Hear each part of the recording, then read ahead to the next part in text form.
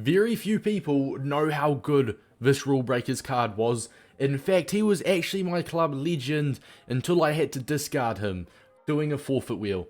It was loads of forfeits on the wheel, and every 2 subs or 500 bits I got, I had to spin it, and it was around the 20th spin where I had to discard the man himself, Rule Breakers Dante. 651 games I played with his Rule Breakers. In fact, I love him so much I even made my own Twitch emote of him. And I don't know, EA must know because they have released the man himself, team of the season, Dante. This was like the first thing I saw, the first thing I checked this morning. Obviously, you guys know I did a Dante objectives guide, but like the first thing I checked, I had to hold back my excitement for this review.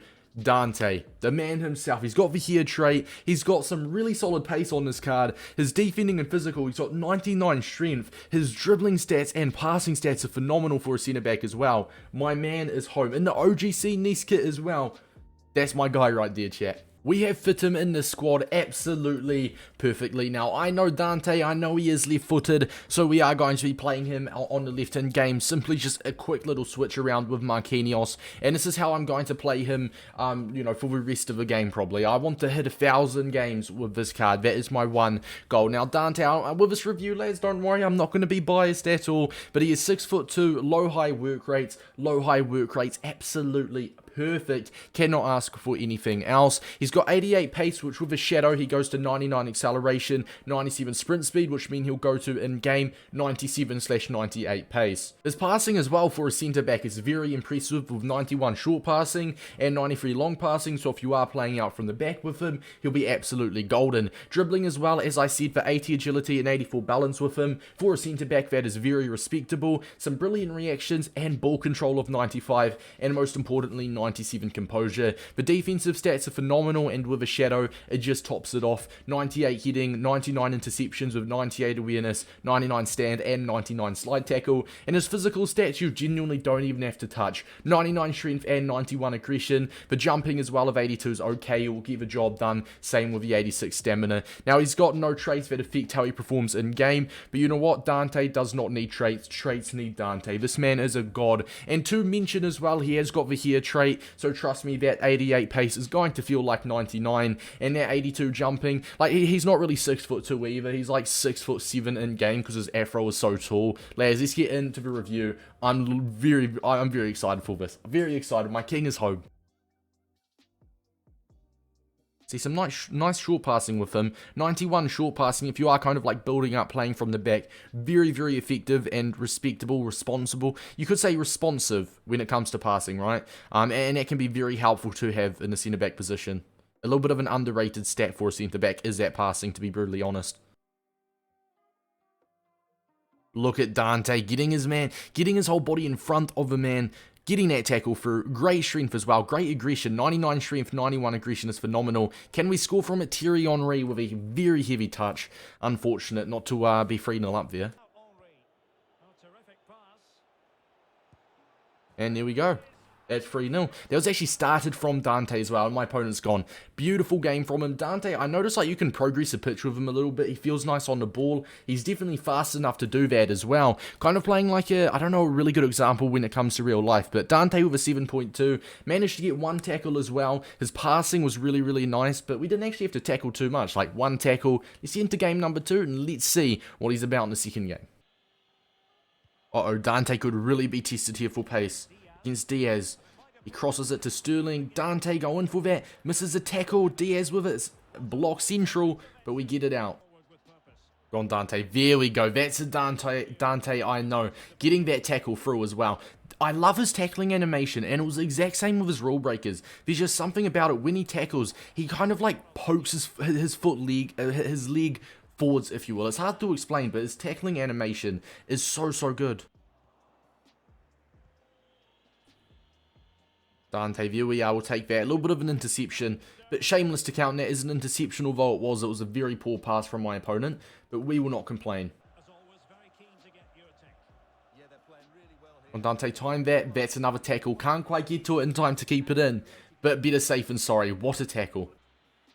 Dante, last man interception. Wasn't quite last man, but we decided to cut the passing lane with him, and that will do. He's got some nice dribbling. Let's kick that down. Going into the half, 3-1 up. Dante with 2 tackles, I think 2 or 3 interceptions, and a few nice little passes. Once again, we're progressing the pitch with him, as we just did then before the whistle went, and he's got the agility and balance for a centre-back. It's actually, I don't know what it is about him, right? And I know I say this a lot, but when you have a centre-back that can dribble and that can pass, you feel so much less pressure, especially if you're like 1-0 up and your opponent is spamming constant pressure. You literally, you know you can pass it around, you know you can dribble, you feel so much more confident and composed. To top that off, Dante himself does have like, what, 97 composure? So he's going to be very composed, he's going to make very little mistakes. And by the way, my suspicion was true. Go on, Dante, with another interception. And then he gets the ball, he progresses, he's got the strength to hold him up. That's my Dante. I missed that. I missed that beautiful here. Henri, we will take that. All started from Dante as well. We'll take that. I missed that. I haven't been able to use his card for like a month and a half since I had to discard his rule breakers. And I definitely missed the, the dribbling with him, getting forward for tackle. That's another tackle for Dante. Like, you guys can just see, I'm not even cutting this. Like, in the last, 40 seconds since I've been talking, he's had 2 interception/tackles. He is absolutely phenomenal. All right, 4-2. Game on, I suppose. Game on. Oh, Dante's almost just got an assist here. Look at that through ball from Dante. That's absolutely outrageous. Dante, get to that. He does. See, what I've noticed as well is aggression and strength. Like, you get to it first, or you get the ball, you're dribbling with it. His strength, he is so strong, man. He shields the ball so well. Go on, Dante, goes in for it again. That's his, what, 5th tackle this match? Love that. Dante, look at that. He literally put himself on the ground and he still somehow managed to tackle it. Look at him dropping back for that tackle as well, man. The high defensive work rates, if you do bring him up or he is out of position, you can just trust him to drop back like within the next 5 seconds. It's beautiful. What a performance from Dante. 7.3, ignore that. We did get a yellow card, so obviously that is going to bring the rating down a little bit. But look at that, boys. I'm gonna move my webcam away for this one as well. 7 standing tackles, 5-1, which means we had a 71% standing tackle succession rate. Slide tackles, we had 3 slide tackles. Noval says 0-1.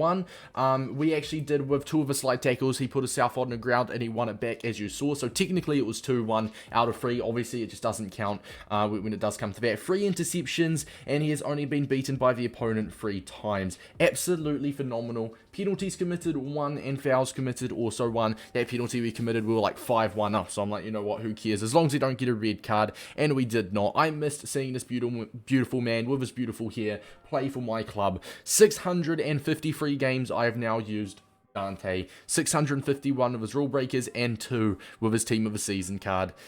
The joy it brings me to see his face on my screen. Nah, but for real, like, putting my actual bias aside and how much I love this card on FIFA, he's actually really good. He is actually really, really good. There's a reason he was my favorite card. I had no affiliation, and I barely knew who Dante was before this FIFA. I knew he used to play for Bayern. I knew he got Bayern team of the season cards. I knew that, but obviously he's just another player to me. Until this year, I used his rule breakers, and I'm like, you know what? This card is absolutely ridiculous. So underrated. I'm going to make him my card, if that makes sense. Now, chemistry style, it has to be a shadow. The only explainable, the only sensible thing, in my opinion. His physical stats are already more than good enough.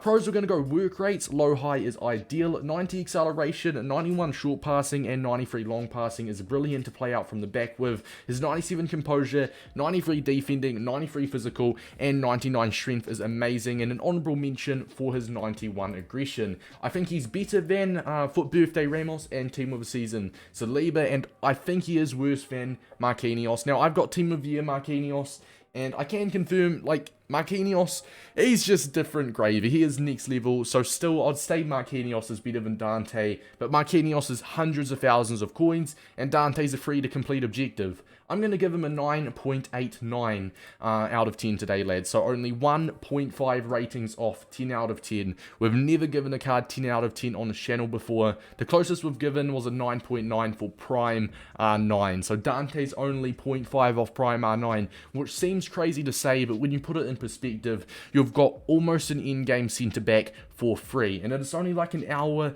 or an hour and a half of grinding if you're doing gold and gold as well, lads. A very easy card to get. Please get him done, lads. Make sure you play him as a left centre-back though, as he is left-footed. See you boys next time.